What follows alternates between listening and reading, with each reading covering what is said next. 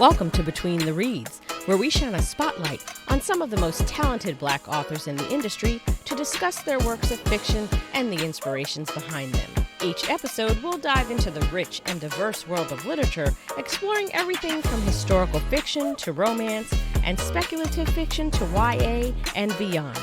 Tune in as we celebrate the voices of Black authors and the power of storytelling. Are you ready, Boos and Bros? Then sit back, relax, and let's get to it.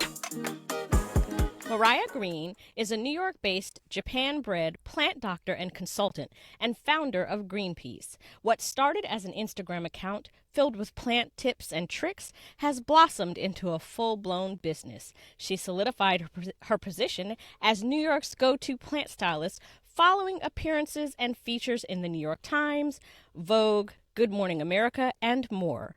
Much like her plants, Maryah knows what it's like to start from seed and has no intention of stopping anytime soon. Maryah, welcome to Between the Reads. Audra, thank you for having me. I'm so excited. Congratulations on your debut children's book. Thank you. It's weird to even hear that be a thing. Like, yeah, it's out. That happened. Thank you. Out. It happened. It's in the world for children to love and parents to cry over like I did when I read it. Yes. Any emotion that you choose is acceptable. Yeah. Tell our readers what Good Things is all about. Yes. Good Things is the story of a young boy named Malcolm who is infatuated with plants, mainly because his father is so in love and infatuated with the plants. And that is the form or the main bond of their connection. And as Malcolm grows this desire to grow plants just like his father, unfortunately, along the way, he loses his father. And so Malcolm is forced to grapple with this idea of growing on his own without his father, and also faces mourning for the first time. And so plants serve as this metaphor in this story to carry children through mourning and to be able to identify what mourning could look like, specifically for young Black boys. Mm-hmm. And so what was the inspiration for this story? Yeah, I would say that the two main pieces of inspiration were my time spent teaching in the classroom, and that specifically within high-risk areas or underserved communities. I worked with a multitude of different communities of children, but specifically young Black boys. I worked in a summer program in Southeast DC. From there, I moved to New York. I taught at PS40, and then the other piece of this is when I transitioned into becoming a plant doctor. Okay. And it's so funny, as a society, we're a bit hesitant to talk about death and loss, but the one community that has no issue talking about it is plant lovers, because we've all killed a plant. And I found it really interesting that this is the one community space I've ever been in where talking about killing something is normal. And I thought maybe this is the metaphor that I can use to sort of bridge this gap and tell this story about loss without making it feel so icky or so unreachable for parents and teachers to grapple with. Okay. So you kind of answered this question, but why was it important for you to address the loss of children in this way with plants? I guess you kind of answered that, but if you want to expound on it a little bit. Yeah, I think because I worked in such high need areas, the thing that I saw that was very prevalent was that these kids were still having to meet the same standards as children that weren't experiencing the same levels of trauma, if at all. And so it felt very hypocritical and negligent as an educator to hold them to this same standard without giving them the resources and the support to deal with the emotional baggage that they were coming in with. And so any good teacher will tell you in the classroom, if there's a difficult conversation, the one thing that you can likely rely on is a book that you can give to a student so they can make sense of what it is they're dealing with. And so I never really saw that in the library. I never saw a book that explicitly talked about loss, never saw one specifically for Black youth, didn't see one that showed a family structure that wasn't just a mom, a dad, and a young son or daughter or what have you. So I wanted to create that thing that I never found.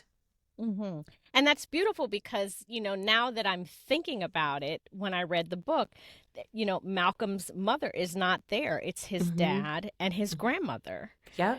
And I love that you have that representation because, especially in the communities that you're serving, they're more likely to have this type of family structure. Right, exactly. And one of the things that I learned in school, I went to the Bank Street College of Education, and they're Hmm. known as like the progressive education makers and leaders. And Hmm. one of the terms that stuck with me is that a book can either serve as a mirror or a window for a Window, child. yes. So it's a mirror, they see themselves in it. And if that can happen in this book, oh, amazing, my job is done. But it can Right. also serve as a window for teachers who are not familiar with this idea of what or anything other than a two-parent household, or that instead of saying when it's time for pickup, where's your parent? That could strike Hmm. a kid the wrong way. Instead, it's where's your grown up. And so I just want to Right. make that language and also illustrate it in a way that it's accessible to everyone. Hmm. Absolutely. So, how does the title Good Things Mm. reflect the message of this story? That's the first time I've gotten this question in this month of media tour. Okay, you got me, Audra. Not me being held accountable. Um, wow. I think the title really, I think that was my little selfish piece in this work. And it's because I have a really hard time identifying or like celebrating the journey as I go.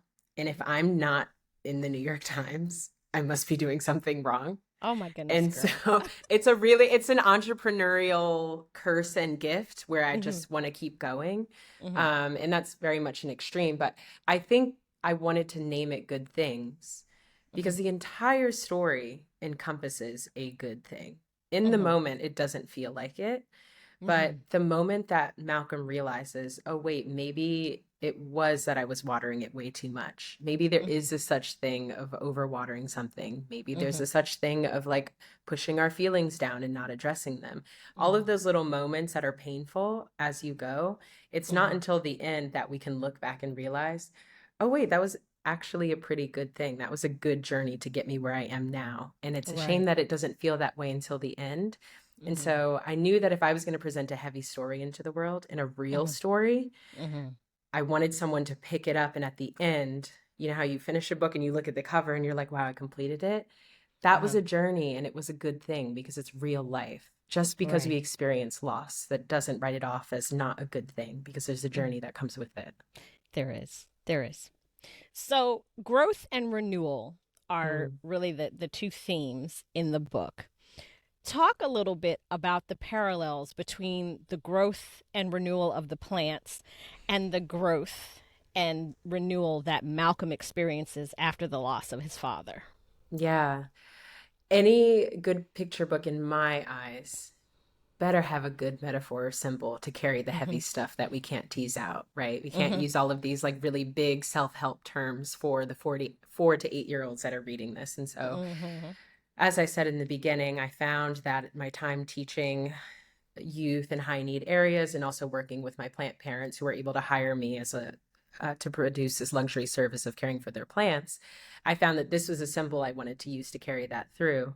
And so, as it pertains to Malcolm and experiencing loss, it was something about the symbol of water that I saw in both of these places. So we overwater things, we pick up the watering can as soon as we see a brown spot. We just want to fix Hmm. the problem.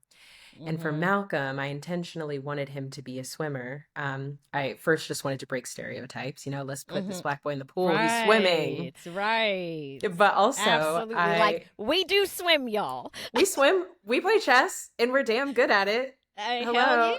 Those things Hello. were like surface level intentional, but the deeper meaning Hmm. with the water as well was that feeling. Anyone who has experienced true depression knows they might describe it a different way, but it can feel like you're underwater. That Hmm. pressure you feel when you're down and you're under eight Hmm. feet underwater. I knew that Hmm. that was going to be the metaphor I wanted to use so that kids could identify with that. Because that Hmm. first time you go underwater, whether it's 2 feet or 8 feet, it's scary Hmm. and it Right. feels heavy. And so once I realized that water could be carried over in both of those topics that I was talking about, Hmm. I knew that I found a way to talk about both plant care and loss as it pertains to Malcolm. And I love that you show Malcolm's resilience, Mm, in the story. And I love that you do depict that the loss of his father feels to him like he's underwater, because that's going to, for a lot of children out there that may have that feeling and don't know what it is and don't know how to put their finger on it and don't know how to describe it, this book is going to punch open a whole new world for them and help them to articulate that feeling. And that's important because that translates into them being not only able to identify it, but someone actually being able to help them, give them the mm, resources, like you said, to process that. And it will, alleviate or at least drastically cut down on the acting out and the mhm. anger and the things that might happen as a result of that because they don't know what they're feeling or how to express it. So that was beautifully done. Thank you. Thank you very Mm-hmm. much. Mm-hmm. So Malcolm has a wonderful support system to get him Yes. through the loss of his father. He's got Mm. his grandmother, he's got the people in his community. Explain why showing having a support system what is important to helping process grief. I think I wanted to show again this idea of what a quote non-traditional family looked like. I Mhm. mean, I didn't grow up in New York City. I hopped around a lot as a military kid. And so I think I craved this sense of long-lasting community. And it wasn't Mhm. until I moved to New York that I saw what like this idea of like the block meant. Like one of my Mhm. favorite movies is Crooklyn growing up. I'm like, Uh-huh. oh my God, I'm missing out. Where do I need to go and live? And I'm like, that's like your uncle who lives down the street. There's no blood Right. relation, but like, what is family to us? And so I Mhm. wanted that to be depicted right Mhm. away. But the meaning behind that was the people that we rely on. I wanted to make it clear that I understand it's difficult to ask for help. And Mhm. so, if in the book I can subtly illustrate that along Malcolm's journey, there are always people around, Mhm. I knew that that would probably meet someone where they are if they're reading this book and they're thinking, oh no, I'm the only one feeling this. Malcolm felt the same exact way. And Mhm. it wasn't until the end of the story that Malcolm spent some time on himself and Mhm. remembered to water himself and to give Right. himself some love. Mhm. It was intentional that I had everyone else on those pages because you can't do that alone. Mhm. And so the Absolutely. community that you're involved in and that grows with you, they want to be there for the highs and the lows if they're truly Mhm. your family. Right. See, there's so much symbolism in this book. Like you can read it a bunch of times and you can still pick out more. That's, Mm. because I thought that I had picked out most of the things going on and now you're pointing out even more stuff. It's a wonderful book. It really is. Thank you. Audra, people have been pointing stuff out to me. I'm like, I didn't. Okay. Yeah, I did that. That was intentional. Had no idea. You're like, There's, yeah, yeah, that was intentional. Had no idea. I love it. I love it. So, good things take time. That was Yes. Malcolm's father's favorite saying. Mm. Talked a little bit about this kind of through the pod here, but let's unpack that saying that good things Yeah. take time. I think it's one of those sort of flyaway sayings we hear in passing. And I think that it's probably helpful for me to state while this is a picture book or a children's book, Mm-hmm. I think this was the book that I needed over the past 10 years. And so it Okay. in some ways feels like a love letter to myself. And I can Mm-hmm. think of so many instances where I just simply needed to hear the phrase, good things take time. And Mm-hmm. this idea of a journey not necessarily being linear, but it looking so wild and crazy, Yes. taking a moment to realize that good things are not just around the corner all the time. And it Mm-hmm. can look like you're being buried and you're not actually growing and you're not doing anything. However, in order to grow something, you got to put a seed under the dirt. Eggs. That's a Thank you. process you have to go through. And Mm-hmm. so, good things take time was my very simplistic way of making that approachable to kids because I Mm-hmm. understand there are a lot of heavy metaphors and symbols, and those are for parents and teachers. If the Mm-hmm. kids take those away, I'm happy. But Mm-hmm. if they also just take away the phrase that good things take time and they're getting Mm-hmm. really frustrated in the moment, It's the exact same reason that I had Nana remind Malcolm at the end that good things take time. And so that's something that you can just easily take away from this story if you don't want to do the deep dive. I wanted it to be approachable on so many different levels because as a kid, I would skim through books. Like, I'm not taking the symbols out. So this book is for them too. Like, you can get a piece of something out of it. I'm not reading all this. A glossary. Not reading the glossary. No, not reading the glossary. No, ma'am. I'm going to read the first chapter and the last chapter and a few in between so I can get the gist. And give me the cliff notes, please. And it's good things take time. If you ask the synopsis, you're not wrong. Right. Yeah. Absolutely. Absolutely. And I love this, I think, because I'm a backyard farmer. I've been growing my own food for 16 years. Oh, I love just that. ventured into having plants indoors, but I just have like the little green leaf ones that are really easy to take care of. You just water them every once in a while. Because outside I have geraniums. Okay. And I do my mom's in the fall. But nice. I have a horrible thumb when it comes to flowers, but food, I can grow the hell out of some food. Wow, that's impressive. Oh yeah. And the thing is, I started it with my kids when they were little. They're all in their 20s now, but when they were little, I said, do you guys know where an apple comes from? We were in the grocery store. They were like, from right there. And I was like, nope. Oh no. We're going to work on this. So we went to the orchard and they picked apples and then we started a garden. And I think whether it's plants or whether it's food, I think doing that with your children is the greatest gift you can give them because it does teach them patience. It does teach them that good things take time. One of my favorite sayings is I have a little stone that I have in my garden, and it says, as the garden grows, so shall the gardener. Because you learn so much. It takes time, especially if you grow from seed. Like you said, you may feel like you're being buried. But in order for you to grow, you have to, if you want a seed to sprout, it has to be buried and it has to be watered, and that water is the storm, but the storm eventually ends and then you grow from that. So I think this book is just a great way. It teaches about the loss, but I think this is a great seed, if you'll forgive the pun, that parents can use this idea to teach their children patience and consistency and commitment. Because if you don't take the time, water, and pour love and nutrients into that plant, it's not going to grow.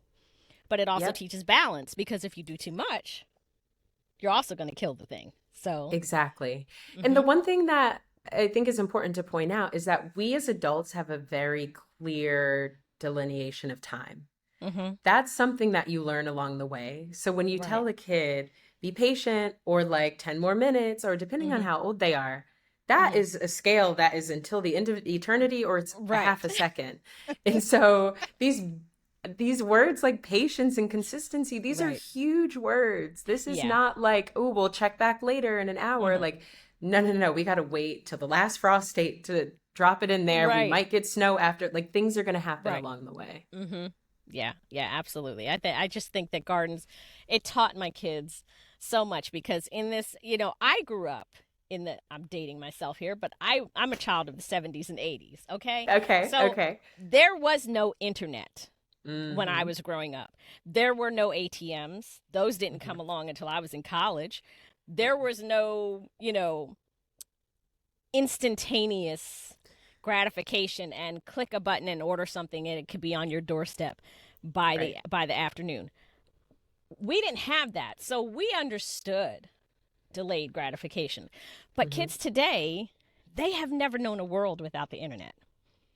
They've never known a world without cell phones and without Instagram, where you can make something look so glamorous. And, I've got this car and this house and this, but they don't see the back end of that. They don't see all the hard work. They don't see all the rejection. They see the tip of the iceberg, but not the rest of it. Yeah, totally. So I think planting things can help balance that sense of, I got to have it right now.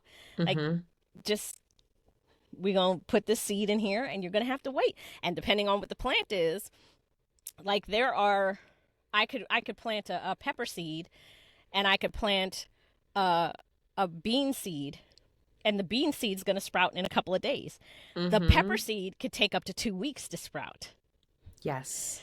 You Yes. know, so this is just I just love this book, and for so many Thank reasons, you. because you just have given, it's such a wonderful gift to teach so many different things. Thank And I you. have this on my Kindle, but I'm gonna have to get the physical book, because I Oh, just, it hits different in physical form. Of course, I've yeah. been working on it virtually during Mhm. COVID. I got my Mhm. first physical copy and I just was like, oh my God, a I just seed. Like, when I saw the video of you taking your dad into the, that is what made me reach out to you. I was like, oh, really? Was that yes, it? that was it. I don't know how it dropped into my feed, but you know, because I don't know what Instagram's algorithm I don't is, know but it either. dropped into my feed, and I was just like, that's so sweet. And this is like her first time, and she's showing it to her dad. I'm like, oh, that's when I reached out to you and was like, would you be on the show? Yes, yes, I'm saying yes to everything. Good things have been taking time. There's no more time. We're booking it out. Let's do it. Right. I'm so honored Absolutely. to be here. Oh, well, good, good. I'm so glad to have you here. I am. I Thank really, you. I'm gushing over this book. I wish my kids were small again so that I could just sit down and read this to them. I really do. I Right. really do. Yeah. Uh, So I have to ask, the plants that you picked for the yes. story, do Yes. they have symbolic meaning to like Malcolm and his dad's relationship? Yeah, I think it's a mix. So I chose ones that gave me a really hard damn time in my life. So they fit into the good things take time. So Okay. they got their shout out, especially the Alocasia Polly. Mhm. And then the other one, the Pilea Percy, who Malcolm Mhm. talks about in the beginning, that was one Mhm. that my students in the classroom, oh my God, they couldn't believe a leaf came perfectly circle and it looks like a UFO. Uh-huh. I thought that would just be enjoyable. But the Monstera, Big Mon, first Mhm. of all, I wanted her to have a hot girl name. This is Big Mon. And I I love it. also, the one plant that I put into someone's home consistently, Mhm. if they had any sort of bad experience with plants, I Mhm. would always start with the Monstera if the lighting was right for it. Okay. Because there's something about the instant gratification of seeing a new leaf come in and it looks Mhm. different than the leaf before. There might be Mhm. one Mhm. hole coming in, there might be two holes, there might be a speckle of white. Like it just always looks different. So you always have something to look forward to.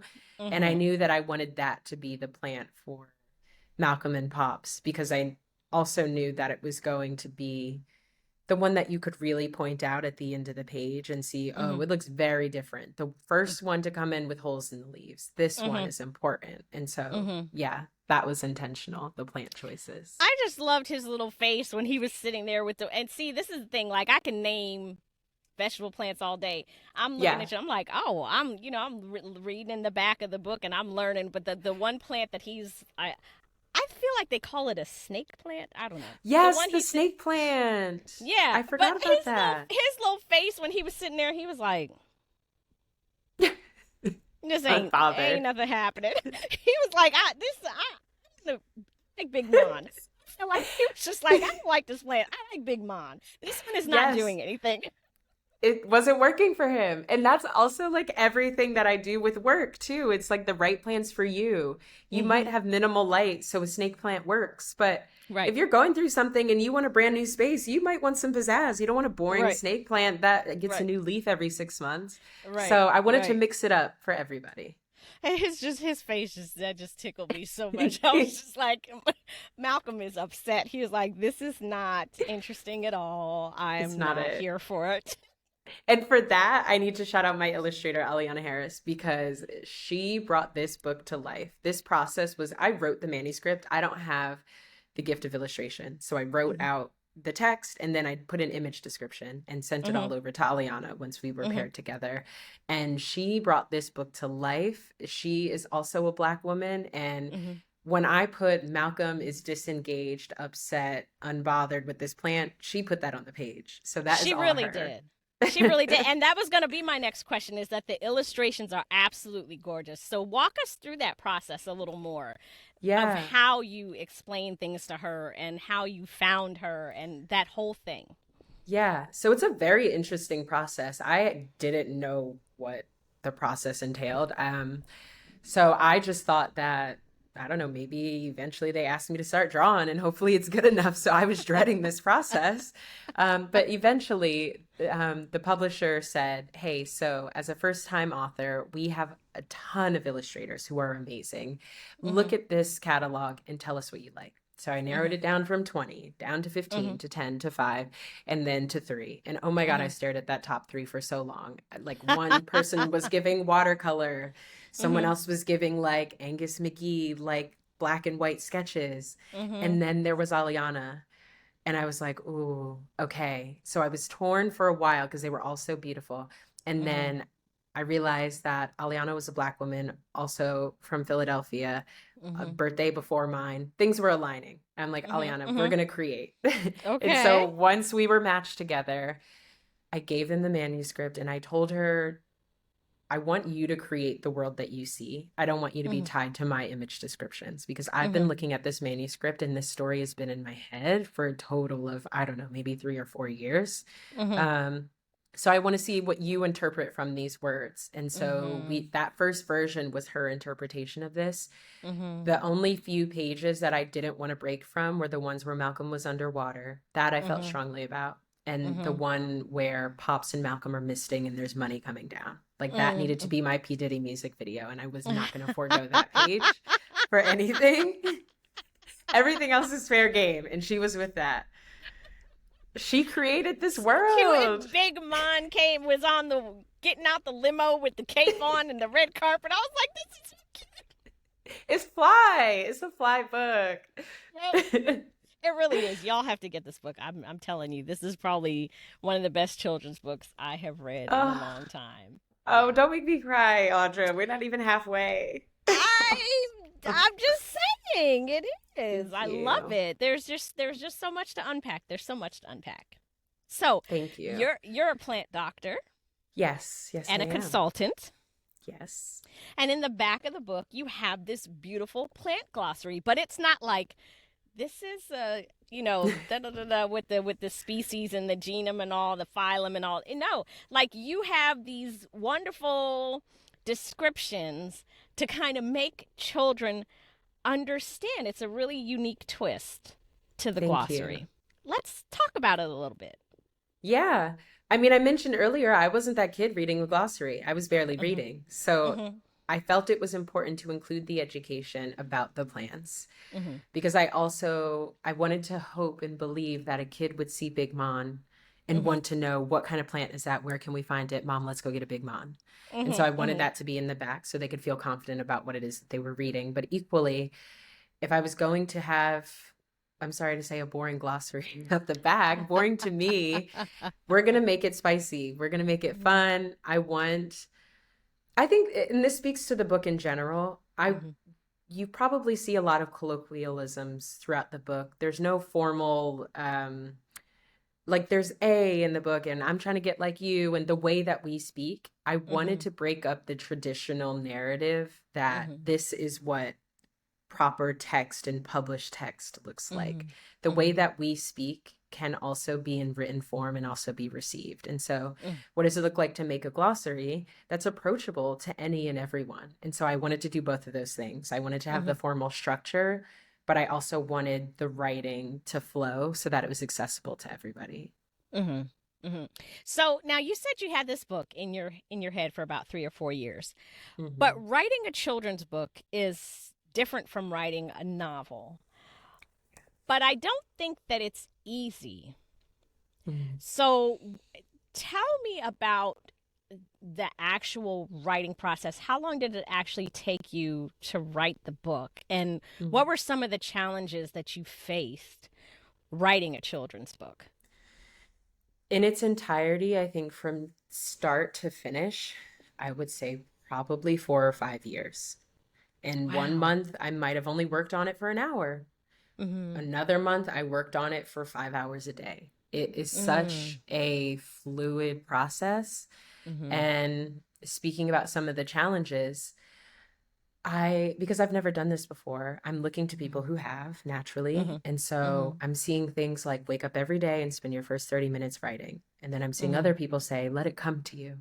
And so Mm-hmm. I tried both. And every 30 minutes, I'm like, I have nothing to say. Or once a day, I'm like, I don't have anything to say. And then the Right. ones that are like, it'll come to you, I'm like procrastinating because I'm like, it'll come to me. So I can't figure out what I'm supposed to do. You're all Right, lying right. to me. Um, and so I had to clear my mind of everything. I'm a big fan and believer of unlearning. There's a such Mm-hmm. thing as taking in too much information. And I think I was trying to subscribe to everyone else's methods, and I was Mm-hmm. creating madness for myself. Mm-hmm. Um, so I wish that I could speak to it in a more black and white sense of like, this is what worked for me. The thing that I Mm-hmm. do know is that I wish that I had organically gone into that process without trying to subscribe to what everyone else's process was along the Mm-hmm. way. I think that would have saved me a lot of time. More Mm-hmm. importantly, guilt and shame, because that does So nothing. where was that moment where you found your flow and where you said, okay, this needs to go in, this needs to come out? What was that moment for you? I think it was, and this is a very privileged thing to say, it was when I took a break from plant doctoring. I had Mm. saved money, put it away, and I decided, because New York City is go, go, go. And as soon as I get Mm-hmm. a new plant client, I'm there. I'm not saying no to the money. But it Mm-hmm. also was hijacking my time to be creative and to work on this book. And so the Mm-hmm. moment for me was when I said, distractions need to be cut. I'm going to be Mm-hmm. living on this savings right now, and I'm in creator mode. I'm Mm-hmm. not on Instagram. I'm not Mm-hmm. on TikTok. I'm not taking in any information from the outside world because I'm here. And so Mm-hmm. some of the things that I did was, you know what? I'm going to take myself upstate. Me and my boyfriend are going to go up there. He Mm-hmm. has the love and respect to lock me in a cabin for 12 hours and let me do my thing. Like that Uh-huh. works for Uh-huh. me. But for other Uh-huh. people, it may not. So I would say that that moment came when I told the world I'm on pause right now. That was very important. Mm. Mm-hmm. And so when you wrote this, did you just write this huge story and then break it down into the children's book form? Or Mm. how did that work for you? I did absolutely everything. So, you know how at the top of the year, January 1st, we get our new calendar, we get our Mm-hmm. bright new pen, we get all the things. Mm-hmm. Mm-hmm. I found myself spending so much money on the best pens and the best books to motivate myself to put some words on the All page. the things. Like, I have to have my nails done if I'm going to Right. write. Can't possibly. I have to have my hair done. So I did all of those little things. But it's so funny. The things I should have brought it in front of me. I came up with Pops, Malcolm's father, on the back of the Uh-huh. menu. I went to dinner with a friend. That Wow. friend didn't show up. I had already ordered an appetizer and a drink, so I wasn't going to go. And Mm-hmm. I just asked for a pen, and Pops started flowing on the back of a menu, and I still have the menu. Wow. And then some chunks of the story. So every month I work on my finances in like written form. Something Mm-hmm. came to me in that moment. I don't know what I was stressed about. And so on the Mm-hmm. back of like my financial planner is another piece of this story. So all of these things are in different Wow. places. I would say like structure means nothing. Now it looks structured to me. They'll all go in Mm-hmm. beautiful frames and things, but Mm-hmm. it's like it just flowed whenever it was supposed to happen. I've written in marker, I've written in crayon, I've written in pen, and I've typed some things up. But to answer the Mm-hmm. end of your question, eventually the publisher needs a formal draft. Right. Mm-hmm. Um, and I've never written anything in length that wasn't for a work proposal or for school. And so I have Mm-hmm. a really negative reaction to having to sit down to the computer and get something done. A lot of people Mm-hmm. do. Mm-hmm. And so what I did was I made it fun with all those pins and things. I made sure Mm-hmm. everything was written. That way I'm just copying and pasting. There isn't any Mm-hmm. new thought coming to me that needs to be Right. typed out. Right. Mm-hmm. That's awesome. Because, I've always wondered how that happens. Like, because, you have to write this children's story and you have to be very frugal with your words in a children's book because you only have so many words per page and you have to get across the emotion and the feeling and keep the kid engaged. And that's not easy to do. So I was always wondering how people manage to get all of that punch into just, a very limited number of words. Yeah, the story came down to, I think in total it's 32 pages. The actual Hmm. story is 28. I think I Hmm. submitted 45. So there was a lot Wow. of paring down. And Wow. some people see this as a curse, others as a blessing. I see it as a Hmm. blessing that there are pictures. So there were so Hmm. many pages where I said Malcolm felt sad and I'm like explaining, well, like we can Hmm. make him look sad. We can delete this page. So you get to Hmm. pare down from there. And that's really helpful. Hmm. Hmm. So, Greenpeace, which Yes. is the whole reason for the book. Tell us about Greenpeace. How did it come about? What Yeah. what is it all? I want to hear all about it. So the story is I moved to New York City to go to grad school for education. I had made the decision, when you go to grad school and sign up and see how much it costs, you better want to do that thing. And I knew it was Right. education. That was it. So Uh-huh. much so that I moved to New York and I got my first big girl apartment. And I was like, I want to spend a little money on this. I want it to be cute. There's no, Mhm. like, this is my first place. And so, Mhm. in short, I bought a ton of houseplants and they all Mhm. died. And I'm thinking, like, everyone warned me in New York that you will get scammed. Be like on Mhm. the lookout. I'm thinking this Mhm. man sold me some bad plants. And I Mhm. go back to him and I learn he did not sell She's like, me. "You scammed me, man. You gave You me stole me. defective plants." You were just going to take my money and you knew. This kind, sweet gentleman was like, ma'am, I'm watering them every day. It's July. I'm thinking these plants need water every day. I'm thinking they Right. want ultimate sun. I'm balling in this apartment. Not actually balling, but I'm like, you're all going to get all the sun and you're going to get all the water because we've got it.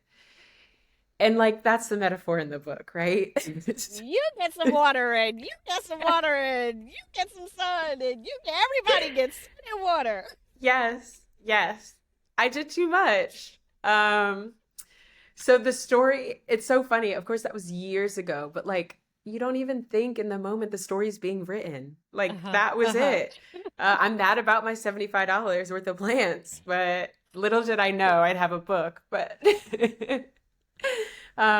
so I learned very quickly from this kind gentleman and doing tons of reading that um, how to care for plants, what they need, what they don't need. And Uh-huh.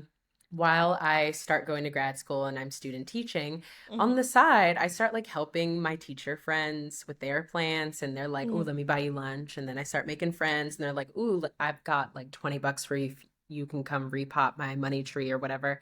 And Uh-huh. so then a really kind friend of mine named Sean Valentine said, you should take this seriously because everybody in New York has a side hustle. And I, in my mind, had this notion that when you want to do something professionally, you have to go to Mhm. school for it. And Mhm. he really lovingly told me, this is New York, where if you're good at something and you want to pursue it, you can put your mind to it and you can just do it. And so Mhm. finish Mhm. school, you're halfway done, but just like lean into it. Mhm. And I did. I made the website, printed the business cards, like all the things that I thought I should have. Mhm. Um, and it felt like overnight, but it slowly blew up. Like it was a ton of messages from people saying, I didn't know a plant doctor existed. Can you come look at this money tree that was my great grandmother's that's dying? Wow. And I thought, yeah. And the Mhm. beautiful part about it was I think I was able to do it because I was making more than student teaching. So if you Mm. say, can Mhm. you come over for $50 and pot my tree? I'm there Right. because that's Mhm. money to me at that Mhm. point in my life. And so I was very grateful for that experience, and it's what propelled me to lean in. And then, Mhm. long story short, it started to go viral on social media, and Mhm. that's when all the press and such took off, and it became a more Mm. formalized business. Mhm. So how did you come up with the name Greenpeace? I mean, obviously the green for the plants, but Yes. Well, my last name is Green, and oh, so I oh well, knew. damn it, I had it all wrong. But if I told you, it took me a long time to recognize, like, I feel like it should be some sort of a pun. I'm like going through everything. And I think it was my ex at the time that was like, well, your last name is Green. And then a friend of mine was like, have you heard of nominal determinism? And I was like, what are you Mm. talking about? What is that? Like, you're just saying things. And he I have was no idea like, what it is.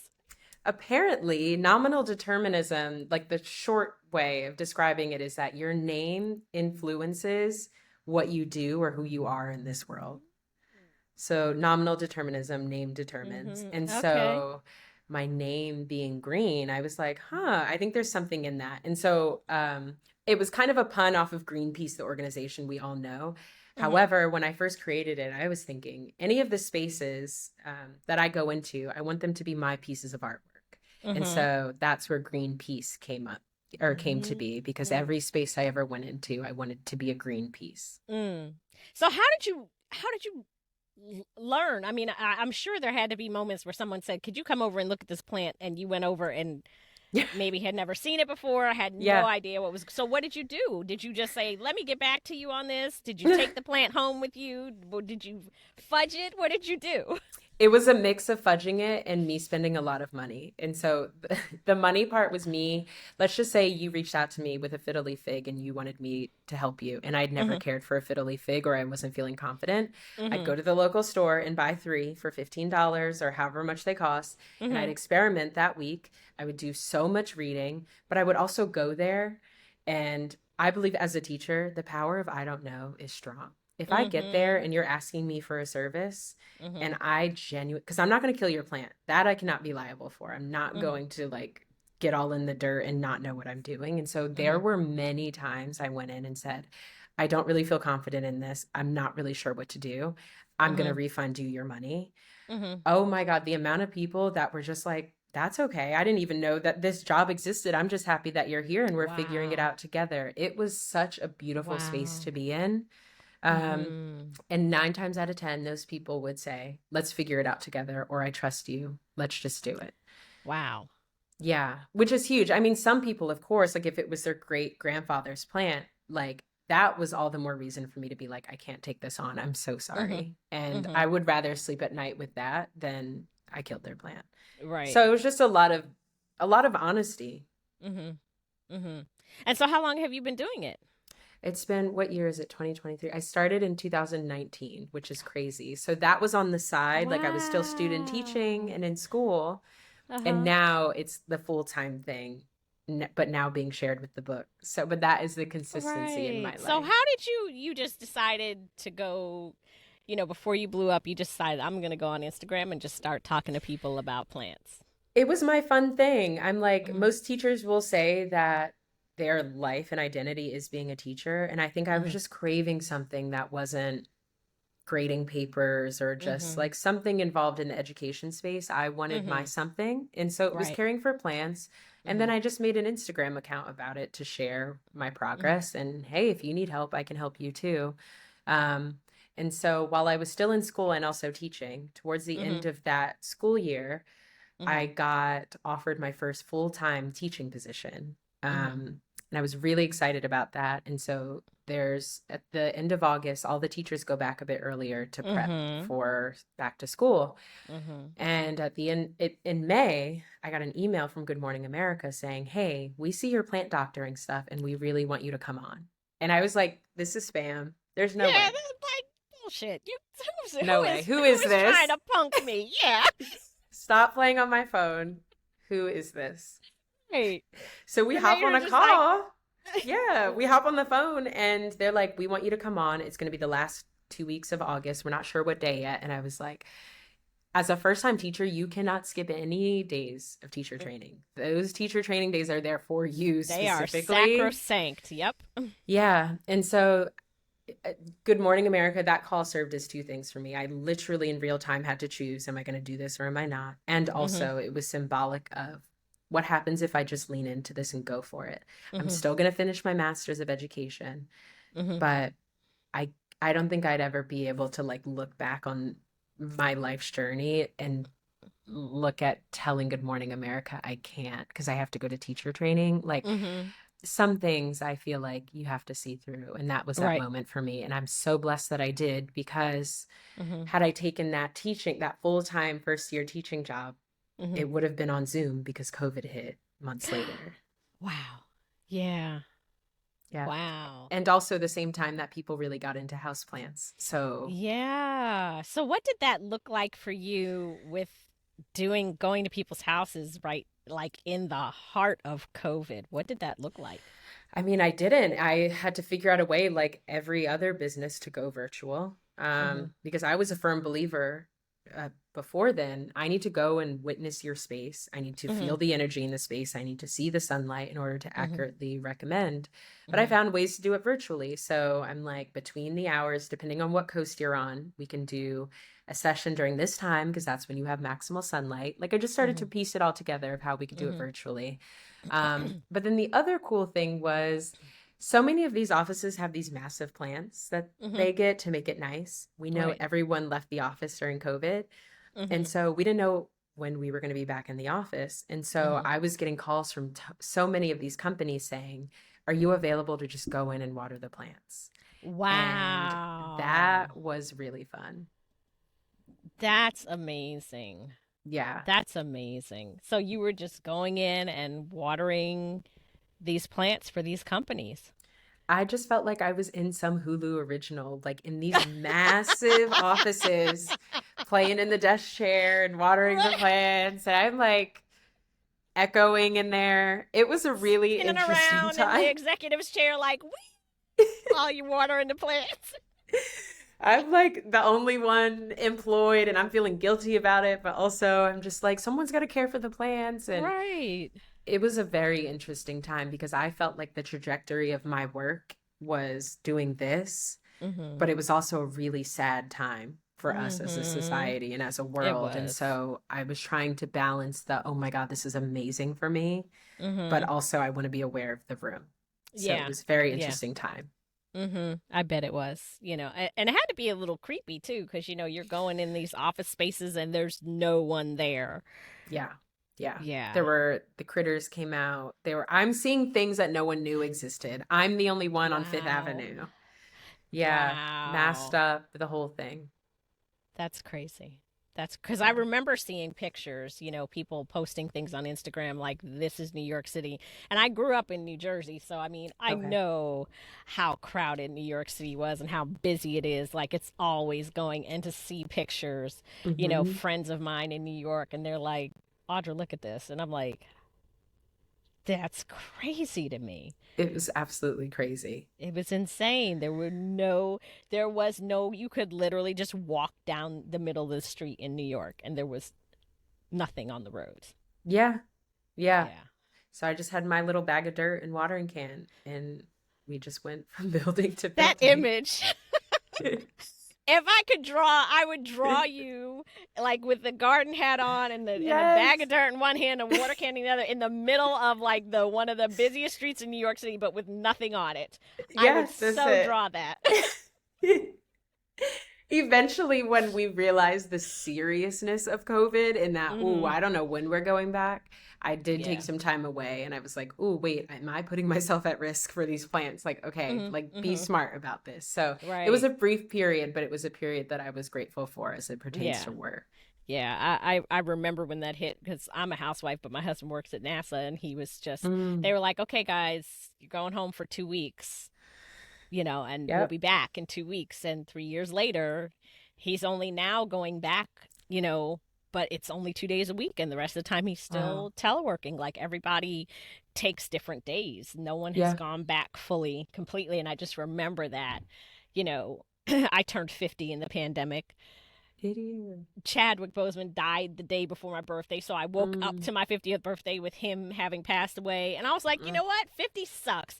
I'm in the middle of a pandemic. Chadwick is gone right at the height of his career, and I was having to wear like gloves and masks, and the stores, they had lines. You could only go in a few at a time. It was craziness. It was craziness, and yet I started my podcast. Yes, you did. But like that just speaks to the exact same thing. It's like, wow, all this time. Right. And also it's been in you. You like maybe didn't know it was a podcast. Like I didn't know it was plants or a book, but there's something cooking in there. Yeah, it started in January before the pandemic even hit. And then it just really, people started taking to it. And I was like, maybe this is a fluke. Maybe it's the pandemic. Once the pandemic ends, is going to end. And here we are. And I'm still going. So good for you. Yeah. I think a lot of Black people, this was like, it was a horrible time. But for us, it was also like another Renaissance period because the amount of Black businesses that started or took off during the pandemic. Huge. I mean, and it was the height of Black Lives Matter during June of Mm-hmm. 2020. And I think we Mm-hmm. realized, like, oh, we got to have each other quick. We Mm-hmm. realized that really quick. And Mm-hmm. so I think it was one of the first times that I had experienced, like, oh, not only are we going to like make sure we got each other, we're going to Mm-hmm. prioritize each other. Yeah. That was a very beautiful reckoning. And Mm-hmm. yeah, to your point, I think that's why a lot of people felt empowered to pursue Mm-hmm. what it is they wanted to pursue. Yeah. Yeah. And they had the freedom to do it because they were working from home. So they're like, I'm gonna work Right. from home, but I'm also gonna work on my business. So Yes. yeah, it was a huge moment. It was like a perfect storm of things for us. Absolutely. Mm-hmm. Yep. So what's next for you in your author journey? Oh, so I'm manifesting this thing. I'm manifesting two things. One being on the New York Times bestseller list. And Okay. also, I would like to make it to as many New York City public schools as possible. I would Wow. love to do a reading in every single classroom if I could. I'm trying to be Uh-huh. realistic, but if I can go to every single New York City school, Mm-hmm. um, that would be amazing because I remember as a kid and also as a teacher, Mm-hmm. anytime an author came in and there was like an author day or like we're going to forego math period or something because we have an author in, oh Right. my God, that was just the best. And so to be Mm-hmm. able to provide that to children, like I'm Mm-hmm. probably more excited about it than they are, but I'm trying to be present in this journey and spread good things to as many places as I can because I think we all Mm-hmm. have a habit of doing the thing we've been working towards and then the Mm-hmm. what's next. So it's Mm-hmm. like, no, this is a celebration of good things right now. I Yeah. don't know what book is next or what if I'll even be working with plants in 10 years. I have no Mm-hmm. idea and that feels Mm-hmm. so liberating. Mm-hmm. Mm-hmm. So have you read it in school so far? And did you do like a whole presentation? Did you bring plants in with you? So I haven't done schools yet because they Okay. just went back to most of them went back to school this week. That's starting Oh yeah. next week. Right. Right. However, I went to tons of summer camps, the New York Botanical Okay. Garden, Children's Garden. So I've read the book in spaces with children, and Uh-huh. it has been the most fulfilling experience. Like Um. I don't even know what I expected. I think I got really in my head about it. Like, are they going to know that Pops passed away, even though it doesn't Mm-hmm. say? Are they going to Mm-hmm. know what a monstera is? Are they going to be Mm-hmm. like, what? Oh Mm-hmm. my God, I didn't give kids enough credit, and that is shame on me because I mean, I remember reading for the first time and getting to the page of saying that the plants became Malcolm's, but he didn't think it would be so soon. And the kids are Mm-hmm. like leaning in to see if that's a hearse, and it gets quiet. I'm like, Oh. it's doing Yeah. what I wanted it to do. And there's this Mm-hmm. book that I read about reading and writing for kids, and Mm-hmm. one of the quotes in it is, there is no law that readers have to take away from my book what I want them to take away. It's Mm-hmm. a blessing if Okay. they do, but the Mm-hmm. way that they interpret it is enough. And readers Mm-hmm. have no right to tell me how I should tell the story. And I have no Mm-hmm. right of telling them how to interpret it. And that Mm-hmm. is what's guiding my practice. So even if a Mm. kid or a parent or a teacher doesn't understand the story, I Yeah. think that's what makes art beautiful. Not everything is for you, and it Yeah. may reach some people and it may not reach others. And that has really been my saving grace, like that understanding in this process. Mm. That's powerful. That's powerful. So where can readers find your books? They can find my book hopefully everywhere, but you can find it. I want to prioritize a mom and pop shop. So if you're in New York Yes. City, you can go to a mom and pop shop, any local bookstore. If they Mm-hmm. don't have it, they'll order it for you. Just tell them to Mm-hmm. order it. Order multiple Mm-hmm. copies. You can Yes. also find it online at all major retailers, so Target, Barnes and Noble, Amazon, etc. Mm-hmm. And also, pretty soon, one of my goals is to hop around to every New York City library to make sure they have at least 3 copies. So you can also, Wow. by I would say October, find it in every New York City library. Yes. And for those out there, also another way to contribute to indie bookstores is you can go to bookshop.org, Yes. order the book there, and you can pick your store. You say, I want it to go to, like, my favorite indie store is Resist Booksellers. You can say, I want it to go to Resist Booksellers, and then a portion of the proceeds will go to that store. So you can, if you don't have an indie store near you, you can still support them by going to bookshop.org. Yes. And all of Yeah. those options are on my website, yourgreenpeace.com. I'll send you the link so that everyone has There easy access. There we go. And that was going to answer my next question. Where can we find you on the internet and social media? Yes, you can find me at yourgreenpeace.com. And that's for plant care, plant requests, all of that stuff. And also, you can find the book. You can purchase it there. Hmm. And on social, you can find me at Greenpeace on TikTok and also on Twitter. So it's green with an E at the end and .piece. And also Okay. Instagram, left that one Great. out. Okay. Yes, So it's all the same across the board. it's all the same. You'll find me. Wonderful. Wonderful. Well, thank you for sharing your time and talents with us today. We have come to Thank the end of our you. show. Thank you, Audra. This has been, you hit me with the questions. I listen, you know what I do. Thank you. Thank you for doing your homework and also just like prompting me to think a bit deeper about this process as well, because I'm sure you can imagine you get into this media cycle, and I don't want to dilute or take away from the integrity of the message that I want to Yeah. get across. So I appreciate you and your work. Thank you. Well, thank you. As you know, I've said it several times. I love this book. I think and I have to get my hands on a physical copy because, I mean, it's it displays beautifully on the Kindle, but I just need that. I need the physical. Yeah. So You're gonna thank love you it. again. I'm sure I so will. much. Thank you, You are Audra. most welcome, and y'all know how I do. At the end of every show, I leave you with a quote. And today it comes from Dr. John Francis, a Black American environmentalist who is affectionately called the Planet Walker. And he says, as you walk, look around, assess where you are, reflect on where you have been, and dream of where you are going. Every moment of the present contains the seeds of opportunity for change. Your life is an adventure.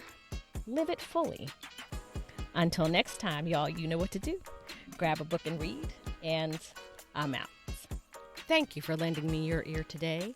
If you've enjoyed this independent podcast, you can help me continue to shine the light on Black authors and their stories by becoming a patron at patreon.com/betweenthereads, or by giving a one-time gift at www.ko-fi.com/betweenthereadspodcast. That's ko-fi.com/betweenthereadspodcast. Tune in next time for another great episode.